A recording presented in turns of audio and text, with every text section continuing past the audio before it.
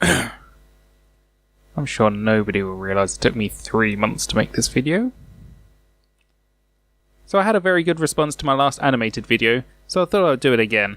Anyway, I challenged myself to take a photo every day for a week with my new Sigma macro lens. This lens with my camera has no autofocus, unfortunately, which made getting shots a little more difficult, as the focus throw is not as long as a manual lens, like my 28mm Tamron that I used to do my last 28-day challenge. Anyway, that's enough of the boring bits. Let's just get on with the photos. So on the first day, I got this picture of a little hoverfly, and I really wanted to, test out the depth of field with the lens, try and get it as sharp as possible. I really like the little cross hatchings you can see in the eye. I actually had to use a flash with this one because it was actually quite late at night when I found this little guy sort of in the soil of a plant. I think it was actually dead though, unfortunately, but hey, turned out pretty cool, I thought, for to start the week off. So day 2 was a super close-up picture of a flower. Like, there's such a tiny depth of field here. It was crazy, but it's so interesting to see all those tiny little details that you just don't see with your natural eye. It's just, I found it quite amazing. So on day 3, I managed to snap a picture of my sister's old Labrador. He's about, I think it's about 15, something like that. 13, 14, 15, something like that. And again, I just thought it was quite cool to get him from a bit of a strange angle. I was really trying to focus in on his eye and let his body just melt into the background. It's a bit disappointing that I guess the picture's not quite straight and I got the fire behind him, so it creates a little bit of a distraction, but this was just taken in the front room, so I didn't really have too much option there. But this is like why I do the everyday challenge, because you're taking photos of the everyday.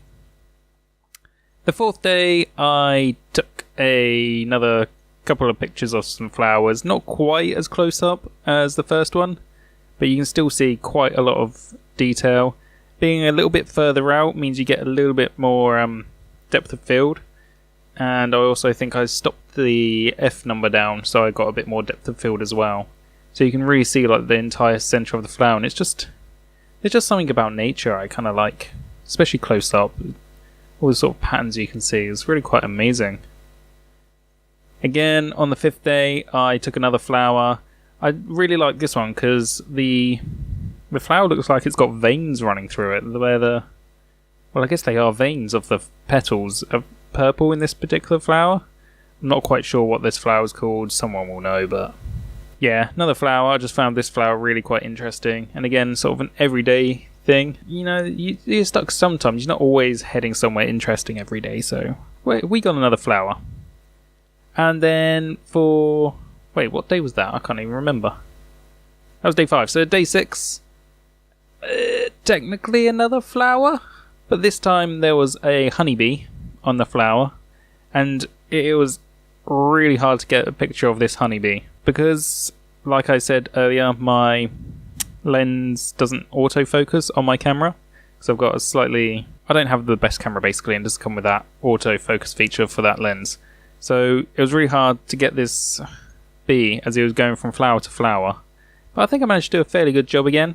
Again, on some flowers, so hey. I just found it really interesting. I found it a challenge to try and use manual focus fast. Really close as well. I was probably less than a foot away from this bee as it was flying around. So it was quite a challenge for day 6. And then on day 7, I did something very similar. I went back into the garden and found a big old bumblebee sitting on a yellow flower, and I just thought that has got to be it. This is actually, one of these pictures is actually my desktop background at the moment. And again, this was really hard to capture because he kept flying around from flower to flower, in and out of focus, crazy amount of times. But you can still see quite a lot of detail, and I was really quite proud of that one. And I thought it was just nice having, the yellow and black bee on a yellow flower. And so that was actually the week. Boom. Gone through there. I did actually take another photo. I went to the seaside, kind of. It was, I guess it is by the sea. And took more of a landscape, just to show that even with a macro lens, you don't have to take close-up photos. I'm not sure this is the best photo in the world, but it's nice to be able to see, you You don't have to take like really close-up photos, really out-of-depth photos. You can still use it as, you know, a normal 50mm lens if you want to. But there we go. Hope you liked those photos. I know a lot were flowers and they were maybe not interesting to you, but I find them really interesting close-up. But I'm going to keep it short-ish and make that the end of the video. Remember to like, comment, and subscribe, and follow my Instagram account. All that should be down below. And I shall see you in the next video. Sparks out.